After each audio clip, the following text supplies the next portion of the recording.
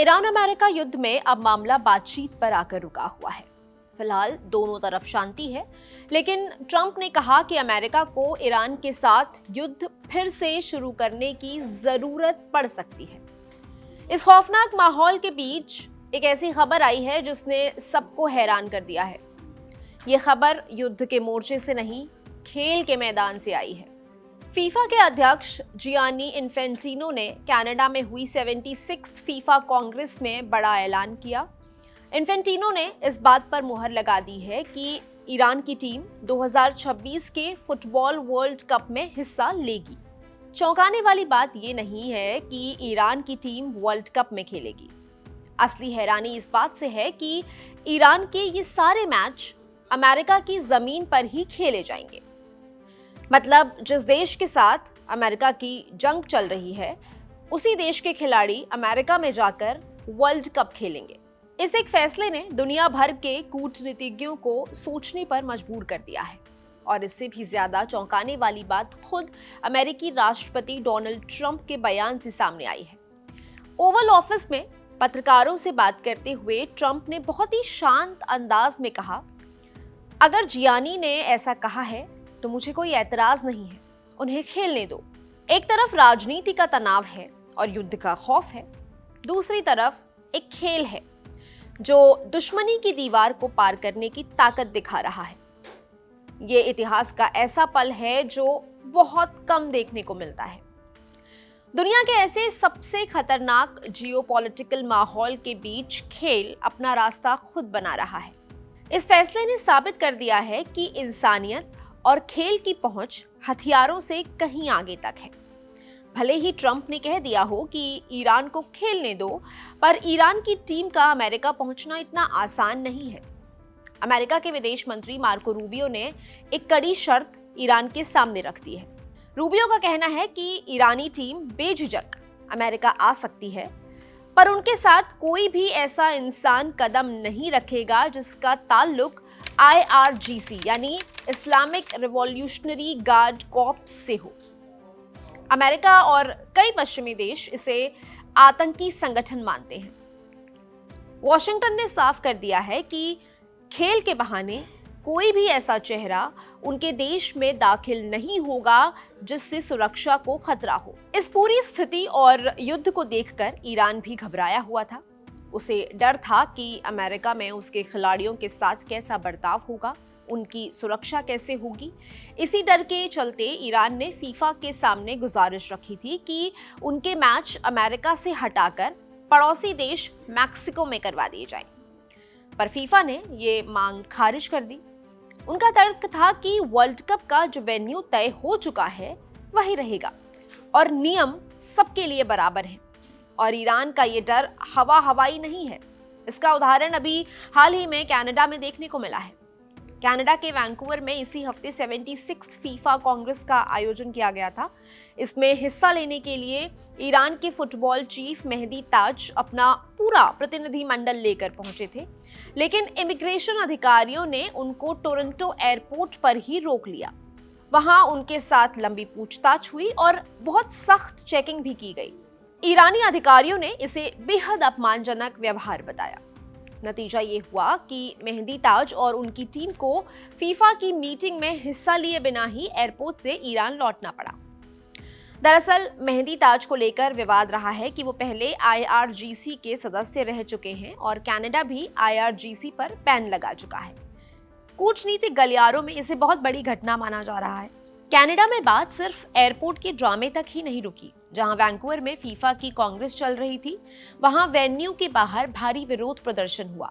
सैकड़ों लोग हाथों में ईरान का झंडा लेकर इकट्ठा हो गए और IRGC के खिलाफ नारे लगाए। ये सभी लोग ईरान के ही रहने वाले थे जिन्होंने अपनी सरकार से खफा होकर देश छोड़ दिया और अब ईरान में सत्ता बदलने की मांग कर रहे हैं। इससे अंदाजा लगाया जा सकता है कि जब ईरानी टीम अमेरिका पहुंचेगी तो वहां माहौल कितना गर्म होने वाला है। खैर, अब नजर डालते हैं ईरान के वर्ल्ड कप स्केड्यूल पर। 2026 विश्व कप के लिए ईरान को ग्रुप G में रखा गया है। इस ग्रुप में उसके साथ न्यूजीलैंड, बेल्जियम और इजिप्ट जैसी मजबूत टीमें हैं। पूरे टूर्नामेंट के दौरान ईरान का बेस कैंप अमेरिका के एरिजोना राज्य के टक्सन शहर में होगा। टीम अपना पहला मैच 15 जून 2026 को लॉस एंजलिस में न्यूजीलैंड के खिलाफ खेलेगी। लॉस एंजलिस जैसे शहर में खेलना ईरान के लिए कोई मामूली बात नहीं होगी। इस शहर के एक बड़े हिस्से को तेहरान जेल्स या लिटिल ईरान के नाम से जाना जाता है, क्योंकि यहाँ ईरान के बाहर ईरानियों की सबसे ज्यादा आबादी रहती है। इनमें से ज्यादातर लोग मौजूदा ईरानी सरकार का विरोध करते हैं। मैदान के अंदर न्यूजीलैंड की चुनौती होगी और मैदान के बाहर अपनों का ही विरोध। इस भीषण दबाव, बाहरी शोर और देश में युद्ध के खौफ के बीच कोई खिलाड़ी अपना फोकस कैसे बनाए रखता है, ये समझना किसी भी आम इंसान के लिए बहुत मुश्किल है। और इसी से जुड़ा है ईरान का वो जज्बा जो उन्हें मैदान पर उतरने की ताकत देता है। ईरानी खिलाड़ियों के लिए उनकी जर्सी का वजन बहुत भारी होता है। उनके लिए फुटबॉल महज एक खेल नहीं है, जज्बात और जीने का बहाना है। देश इस वक्त युद्ध की आग में जल रहा है।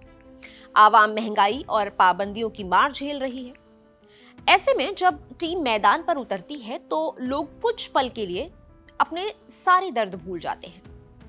जीत का जश्न उन्हें एक करता है। देश के अंदर कितने भी मतभेद हों, टीम के लिए पूरी कौम एक साथ खड़ी नजर आती है।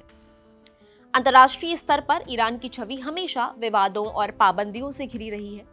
वर्ल्ड कप एक ऐसा मंच है जहां वो दुनिया को अपनी एक अलग और सकारात्मक पहचान दिखाते हैं। इसके साथ ही ये युवा खिलाड़ियों के लिए भी बहुत बड़ा मौका होता है। यहाँ वो अपनी प्रतिभा दिखाकर यूरोप के बड़े फुटबॉल क्लब्स की नजरों में आते हैं। सबसे अहम बात यह है कि वर्ल्ड कप ईरानियों के लिए अपनी आवाज उठाने का जरिया भी बन चुका है। पिछले कतर वर्ल्ड कप के दौरान खिलाड़ियों और दर्शकों ने हिजाब आंदोलन का पुरजोर विरोध किया था। लोग खेल के मैदान से ही मानवाधिकारों की बात पूरी दुनिया तक पहुंचाते हैं। अब जरा ईरान के वर्ल्ड कप इतिहास पर नजर डालते हैं। ईरान ने 1978 से लेकर 2022 तक कुल 6 बार इस ग्लोबल टूर्नामेंट में हिस्सा लिया है। पर किस्मत देखिए, वो आज तक कभी ग्रुप स्टेज से आगे नहीं बढ़ पाए। उनका सबसे बेहतरीन प्रदर्शन 2018 के रूस वर्ल्ड कप में रहा था। तब उन्होंने पुर्तगाल और स्पेन जैसे दिग्गज टीमों के पसीने छुड़ा दिए थे। लेकिन जब भी फुटबॉल और ईरान की बात होती है तो एक मैच का जिक्र हमेशा होता है। साल था 1998 और जगह थी फ्रांस। ईरान का सामना अपने कट्टर विरोधी अमेरिका से हो रहा था। बीबीसी स्पोर्ट्स की रिपोर्ट के मुताबिक इस मैच को मदर ऑफ ऑल गेम्स यानी सदी का सबसे बड़ा मुकाबला कहा गया। इस रोमांचक मैच में ईरान ने अमेरिका को 2-1 से हराया था। इस मुकाबले का सबसे खास पल वो था जब किक ऑफ से पहले ईरानी खिलाड़ियों ने अमेरिकी खिलाड़ियों को सफेद गुलाल दिए थे, जो शांति का प्रतीक थे। वो पल आज भी खेल के इतिहास में बहुत सहेज कर रखा गया है। हालांकि इतिहास में कई बार राजनीति और युद्ध खेल के आड़े भी आए हैं। 1982 के स्पेन वर्ल्ड कप की बात है। तब ईरान ने खुद ही टूर्नामेंट से अपना नाम वापस ले लिया था। उस वक्त ईरान और इराक के बीच युद्ध चल रहा था। साथ ही इस्लामी क्रांति के बाद देश के अंदर भी काफी उथल-पुथल मची हुई थी। हालात इतने खराब थे कि टीम का जाना मुमकिन ही नहीं था। इसके 4 साल बाद 1986 के मैक्सिको वर्ल्ड कप में भी बड़ा विवाद हुआ। युद्ध के कारण फीफा ने आदेश दिया कि ईरान अपने क्वालिफाइंग मैचेस किसी तीसरे देश में खेले। ईरान ने शर्त मानने से इनकार कर दिया और वो अपनी जिद पर अड़ा रहा। नतीजतन फीफा ने कड़ा कदम उठाते हुए ईरान को टूर्नामेंट से डिस्क्वालीफाई कर दिया। इतिहास गवाह है कि जब देश पर संकट होता है तो खेल भी अछूता नहीं रहता। आज फिर वैसे ही हालात बन रहे हैं, पर इस बार ईरान पीछे हटने को तैयार नहीं है। वो भी तब जब सामने वो देश है जिसके साथ उसकी जंग चल रही है।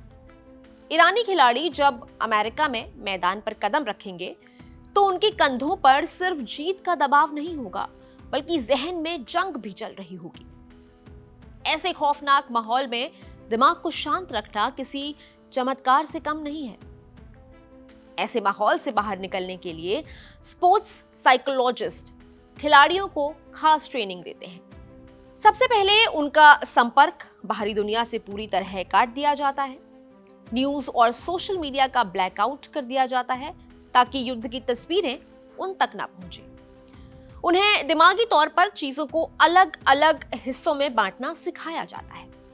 इसका मतलब है कि जब वो 90 मिनट के लिए मैदान पर उतरें तो उनके दिमाग में स्टेडियम के बाहर की सभी आवाजें म्यूट हो जाएं।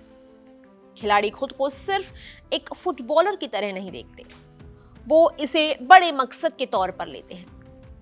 ड्रेसिंग रूम्स में ये बात गहराई से बिठाई जाती है कि वो वहां महज टीम की तरह नहीं गए हैं, बल्कि विदेश में अपने देश के अघोषित दूतावास हैं। वो उन आम लोगों के लिए उम्मीद की किरण हैं जो रोज खौफ के साए में जी रहे हैं। उनका एक गोल, एक अच्छा पास उनके देशवासियों को कुछ देर की खुशी दे सकता है। अब बात करते हैं मैदान के अंदर के माहौल की। जब ये टीम लॉस एंजलिस जैसे शहर में खेलेगी तो दर्शक दीर्घा से उन्हें सपोर्ट कम और विरोध ज्यादा मिलेगा। गालियां और हूटिंग होना आम बात होगी। तब वो क्या करेंगे? इसके लिए भी खिलाड़ियों को ट्रेन किया जाता है। उनको बताया जाता है कि इसे कमजोरी मत बनने दो, बल्कि इस नफरत को इस्तेमाल करो ईंधन की तरह। खिलाड़ियों की यह दिमागी लड़ाई तो फिर भी किसी तरह संभाली जा सकती है, पर इतिहास ऐसे कई खौफनाक पलों का गवाह रहा है जब युद्ध की वजह से खेल के मैदान पूरी तरह सूने पड़ गए थे। 20वीं सदी की शुरुआत से मध्य तक दुनिया ने 2 भयानक विश्व युद्ध देखे। उस दौर में तबाही इतनी ज्यादा थी कि खेलों के सबसे बड़े आयोजन भी रद्द करने पड़ जाते थे। पहले विश्व युद्ध के कारण 1916 का बर्लिन ओलंपिक नहीं हो पाया था। इसके बाद दूसरे विश्व युद्ध ने भी सब कुछ रोक दिया। 1940 और 1944 के ओलंपिक खेलों को रद्द करना पड़ा। फुटबॉल का रोमांच भी इस आग में झुलस गया। 1942 और 1946 में फीफा विश्व कप का आयोजन नहीं हो सका। मैदानों में खिलाड़ियों की जगह सैनिकों ने ले ली थी। एक पूरी पीढ़ी के एथलीट्स बिना खेले ही बूढ़े हो गए। जब युद्ध का तरीका बदला तो उसका असर खेलों पर भी अलग तरह से दिखा। शीत युद्ध के दौरान अमेरिका और सोवियत संघ के बीच भारी तनाव था। हथियारों की जगह कूटनीति से जंग लड़ी जा रही थी। 1980 में मॉस्को में ओलंपिक होने थे। तब सोवियत संघ ने अफगानिस्तान में अपनी सेना भेज दी थी। इसके विरोध में अमेरिका ने 65 देशों के साथ मिलकर मॉस्को ओलंपिक का बहिष्कार कर दिया। ये दुश्मनी यहीं खत्म नहीं हुई। 4 साल बाद जब 1984 में अमेरिका के लॉस एंजलिस में ओलंपिक खेल होने वाले थे तो सोवियत संघ ने अपना रुख लिया। उसने अपने 14 साथी देशों के साथ मिलकर खेलों में हिस्सा लेने से मना कर दिया। इस राजनीतिक टकराव में सबसे बड़ा नुकसान उन खिलाड़ियों का हुआ जिन्होंने सालों तक खून पसीना एक किया था। उनका मेडल जीतने का सपना राजनीति की भेंट चढ़ गया। कभी कभी किसी देश की नीतियां भी उसके खिलाड़ियों पर भारी पड़ जाती हैं। दक्षिण अफ्रीका का उदाहरण हमारे सामने है। वहां की सरकार ने रंगभेद की क्रूर नीतियां लागू कर रखी थी। गोरे और काले लोगों के बीच बहुत भेदभाव होता था। इंसानों के बीच इस तरह के बर्ताव को दुनिया ने स्वीकार नहीं किया। इसी वजह से दक्षिण अफ्रीका को दशकों तक ओलंपिक और दूसरे बड़े अंतर्राष्ट्रीय खेलों से एकदम बाहर रखा गया। साल 1992 का यूरो कप भी ऐसी ही एक घटना का गवाह है। तब एक देश हुआ करता था युगोस्लाविया, जो अब कई अलग अलग हिस्सों में बंट चुका है। उस वक्त युगोस्लाविया की फुटबॉल टीम बहुत मजबूत मानी जाती थी। ऐसा लग रहा था कि वो खिताब जीत सकते हैं। तभी वहां गृह युद्ध छिड़ गया। संयुक्त राष्ट्र ने उन पर कड़े प्रतिबंध लगा दिए। ऐन मौके पर युगोस्लाविया को यूरो कप से बाहर कर दिया गया और उनकी जगह डेनमार्क को टूर्नामेंट में शामिल होने का मौका मिला। हैरानी की बात यह रही कि डेनमार्क ने शानदार खेल दिखाया और यूरो कप जीत लिया। अगर युगोस्लाविया खेलता तो शायद इतिहास कुछ और होता, पर युद्ध ने ये पूरी कहानी बदल दी।